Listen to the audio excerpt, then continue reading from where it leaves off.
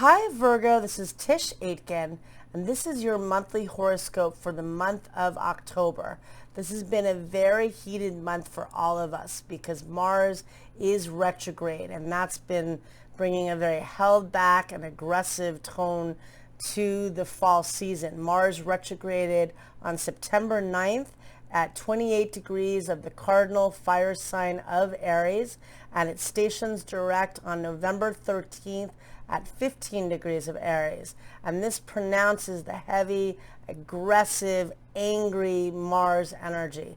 Mars loves being in Aries, but it does not like being restricted. And it has been getting more and more restricted since the beginning of August, when it started fighting with the planets in Capricorn, which among other things represent limitations and restrictions. Now Mars is fully retrograde, and in the month of October is going to heat up. So let's see what we have here and how we can work best with it. For you, Mars is retrograding in your 8th house of transformation and letting go and purging. It also represents joint resources and debt and other people's money and blocked wounds. And it's excellent energy to do healing work, to do shadow work, to address and feel the anger and pain that's surfacing for you, because all of us have been dealing with such a difficult year. And, you know, this is, the more you work with it, it may be painful, it may be triggering, but it can be very effective for getting things accomplished in that way. And also for reviewing your financial plans in terms of investments and debt and joint resources. Now, on October 1st, we begin the month with a full moon at 5:05 p.m. Eastern Daylight Time, and that occurs at 9 degrees of Aries, and it's conjunct Chiron, the wounded healer, and that falls again in your 8th house of healing and transformation. So that could be a release. Maybe it's some money that's coming to you, because it can represent joint resources, and again, letting go of something that's been blocking you or causing you pain. And then on the 2nd of October, Venus enters your sign, and it will remain there until October 27th. And that is really nice energy. It makes you extra glamorous and charming and appealing to others. It's great for socializing and for approaching people with ideas. It's great for creativity. It's great for romance. It's also great for beautifying your appearance and feeling good. So that's a nice shift that's going on in the sky. Now, as we get to the 4th of October, this is the heated Mars energy I've been talking about. Pluto, well, Mars is part of this story, but Pluto is going to station direct at 22 degrees of Capricorn, and that sets off the Saturn-Pluto conjunction that changed the world and the decade on January 12th. And so that's going to be really heavy, and we feel that 5 days before and 5 days after. And you can expect big stories in your own lives and on the world stage and big news events. And, you know, Pluto, there is, you know, a lot around power struggles. And again, Mars is heating up. It's been clashing with Saturn for basically the whole month of September. So already feeling very frustrated. And then on the 8th of October, 4 days after, Mars gets to 22 degrees of Aries. So at the world axis, again, triggering that Saturn-Pluto conjunction. And every time that happens, we can find, we might learn more information about the pandemic or about the economy or things we've all been dealing with this whole year. And it's very combative energy as well. So again, do your healing work, try to find ways to purge the anger and the pain, and know that people are going to be really triggered.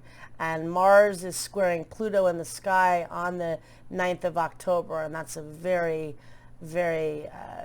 heavy energy, you know. So and again, you know, Mars is transiting in your house of wounds. Pluto is transiting in your house of creativity and self-expression. So perhaps for you, again, the way to look at this restructuring tale for you is not the house that it's falling in is not such a painful house. The collective story is incredibly painful for all of us. We're all rebuilding our lives, and but the fifth house deals with romance and what gives you joy and creativity. So perhaps it's urging you to find ways to be more creative and find your joy in a year that really reminds you how precious life is. But on the collective level, obviously, and also Capricorn is very compatible with Virgo. It's a fellow earth sign. But on the collective, we're seeing so much loss and rebuilding and pain, and we're all feeling that energy. On the 10th of October, Venus in your sign forms a beautiful trine to Uranus in Taurus, and that's a really creative energy. Uranus is transiting in your house of higher learning and education and promotion and publicity, and that's a great time for publicizing yourself. Maybe an unexpected opportunity arises. Maybe you meet somebody unexpectedly, or an unexpected financial gain, but that's a nice energy. On the 11th of October, the Sun in Libra, which is transiting in your house of money and income, squares Saturn Jupiter in Capricorn, and that can be excessive. Could be a lot going on. Be careful of spending too much money, but could also be that you're doing a lot of work. And then on the 12th of October, we have a really nice energy. Jupiter in Capricorn in your house of joy and romance and creativity forms what's known as a sextile, an aspect of opportunity, to Neptune in Pisces. And Neptune represents the dream, and it's transiting in your house of relationships. And that can be very nice romantic energy. You have Venus in your sign. It can be good for partnering with others. I would say it's very romantic energy. That would be a time to target, but also excellent for manifesting. So really remember that day as a special day. On the 13th of October, we have Mercury stationing retrograde in the sign of Scorpio. And that is mirroring what happened in the fall of 2018, because Venus retrograded at 10 degrees and 50 minutes of Scorpio on October 5th of 2018 and stationed direct at 25 degrees of Libra on November 17th.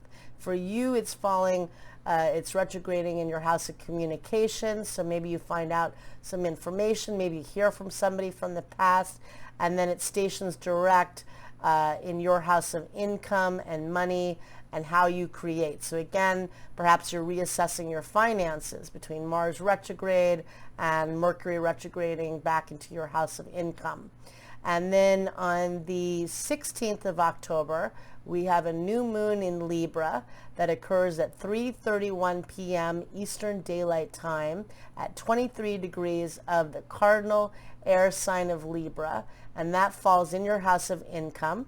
That's a good day to set intentions, and that could bring new financial opportunities.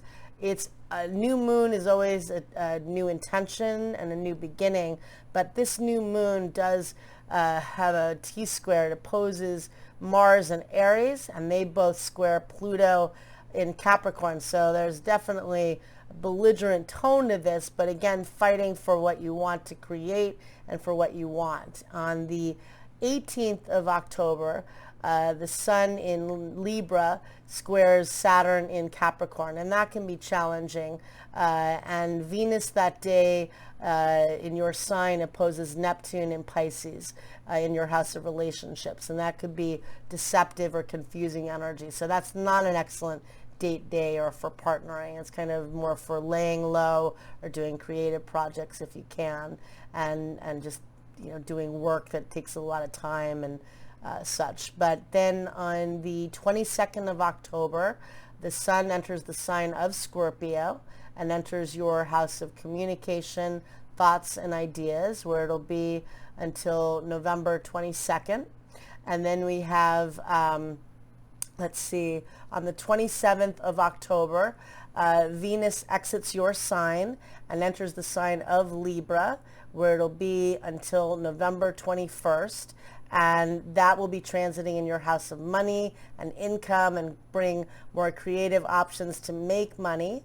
And that day, Mercury is retrograde. It's exiting Scorpio and re-entering the sign of Libra. So it's leaving your house of communication and ideas and re-entering your house of income and what you value. And then we end the month on October 31st with a full moon at 8 degrees of Taurus. And that is a full moon that falls in your house of higher education and promotion and hopes and manifesting. And it's conjunct Uranus, the planet of innovation and chaos. So that's the second full moon of the month. Maybe it's bringing fruition to something that you've been manifesting. Maybe you've been trying to promote yourself and something good comes from it. So it's going to be an intense month. Focus on your creativity. Focus on your finances and healing work for sure. And I wish you a lot of luck and thank you very much. Take care. Bye-bye.